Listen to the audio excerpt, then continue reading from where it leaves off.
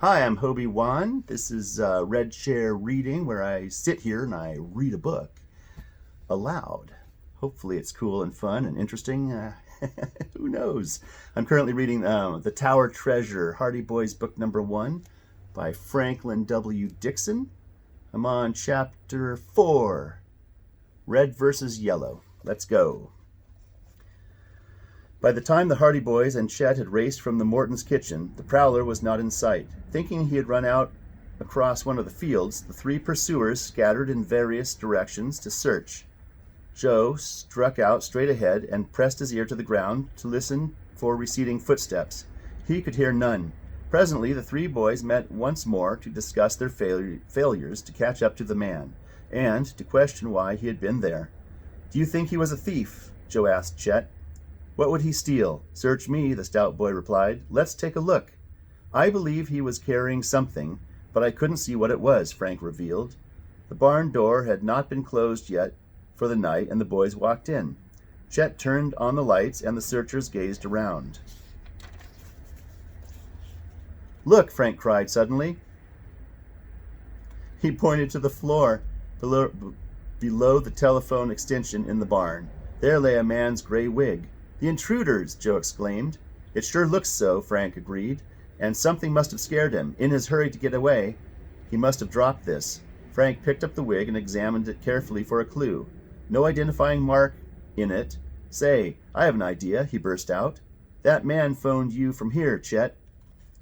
"You mean he's the one who threatened me?" "Yes. If you know how, you can call your own telephone number from an extension." "That's right." Chet was wagging his head. "You mean that guy bothered to come all the way here to use this phone to threaten me? Why?" Both Hardys said they felt the man had not come specifically for that reason. There was another more important one. "We must figure it out, Chet. You ought to be able to answer that better than anyone else. What is there, or was there, in this barn to interest such a person?" The stout boy scratched his head and let his eyes wander about the building. "It wouldn't be any of the livestock," he said slowly, "and it couldn't be hay or feed." Suddenly Chet snapped his fingers. "Maybe I have the answer. Wait a minute, fellows." He disappeared from the barn and made a beeline for the garage. Chet hurried inside, but was back in a few seconds. "I have it!" he shouted. "That guy came here to get the spare tire for the jalopy." "The one you had is gone?" Frank asked. Chet nodded. He suggested that perhaps the man was not too far away. He might be on some side road changing the tire. "Let's find out," he urged.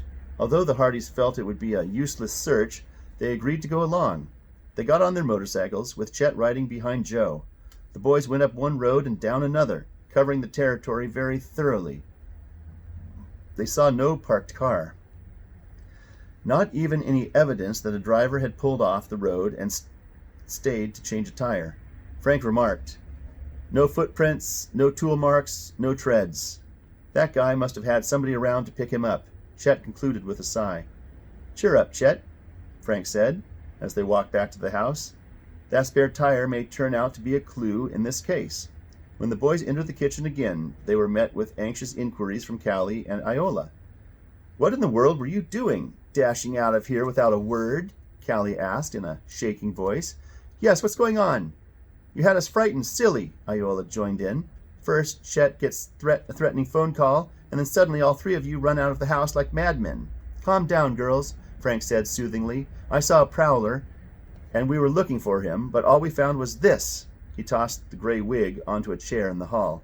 Suddenly there was a loud wail from Chet. "My Welsh rabbit! It's been standing so long, it will be ruined." Iola began to giggle. "Oh, you men," she said.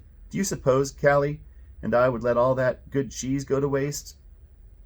We kept that Welsh rabbit at just the right temperature, and it isn't spoiled at all." Chet looked relieved as he and the others took their places at the table. Although there was a great deal of bantering during the meal, the conversation in the main revolved around Chet's missing jalopy and the thief who evidently wore hair disguises to suit his fancy. Frank and Joe asked Chet if they might take along the gray wig and examine it more thoroughly. There might be some kind of mark on it to indicate either the maker or the owner. Chet readily agreed. But when supper was over, Callie said to Frank with a teasing gleam in her eyes, "Why don't you hotshot sleuths examine that wig now? I'd like to watch your super-duper methods." "Just for that, I will," said Frank. He went to get the wig from the hall chair and then laid it on the kitchen table. From his pocket, he took a small magnifying glass and carefully examined every inch of the lining of the wig. "Nothing here," he said presently. The hair was thoroughly examined and parted strand by strand to see if there were any identifying designations on the hairpiece. Frank could discover nothing. "I'm afraid this isn't going to be much help," he said in disgust, "but I'll show it to the different wig men in town." As he finished speaking, the telephone rang, and Iola went to answer it. Chet turned white and looked nervous. Was the caller the man who had threatened him? And what did he want?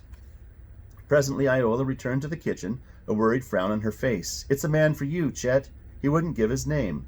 Trembling visibly, Chet walked slowly to the telephone. The others followed and listened. Yes, I'm Chet Morton. No, I haven't got my car back." There was a long silence as the person on the other end of the line spoke rapidly. But I haven't any money," Chet said finally. Well, okay, I'll let you know."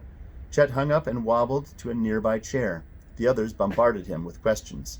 The stout boy took a deep breath and said, "I can get my jalopy back, but the man wants a lot of money for the information as to where it is."